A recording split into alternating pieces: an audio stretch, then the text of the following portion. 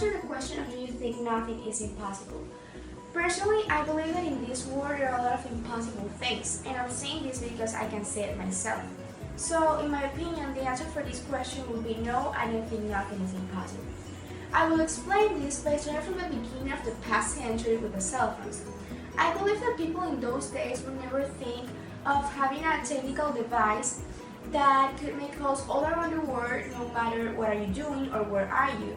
With just pressing a button, you could talk with a person that is a million thousand miles away from you. So I believe that people in those days would never think of having that kind of device would be possible. So it's quite impressive that just with the past of the years, we are living what people thought was impossible.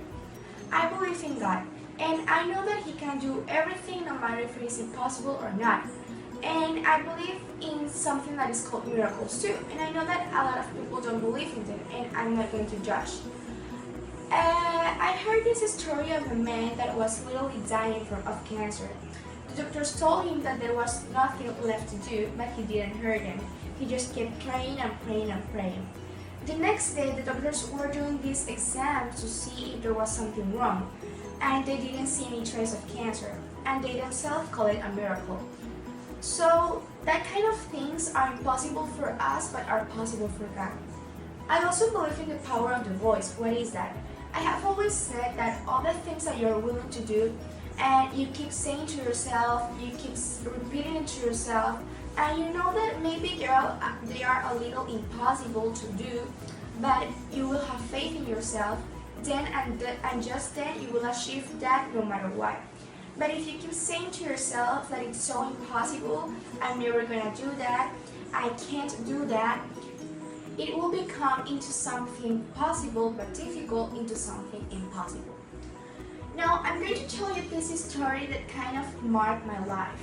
In my country, there is this man with the name of Nairo Quintana. He comes from a humble background. When he was 7 years old, his dad suffered an accident, and because of that, he had a disability, making that his own kids had to work to maintain the economic situation of the family. When Nairo was in his early 15 years old, his dad gave him a second-handed bike mountain. In that bike, Nairo had to go to school every day, and some days he had to take his sister and his brother with him, going through a way with a lot of big races and big deserts. Now, that kid that had to work for his life, and it was humble, is one of the most famous cyclists in Colombia and is well known in the world.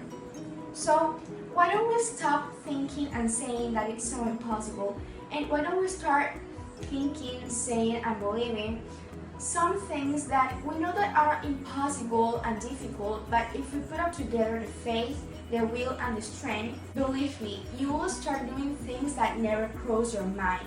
You will start doing in our hands the impossible. Thank you so much. I hope you enjoyed.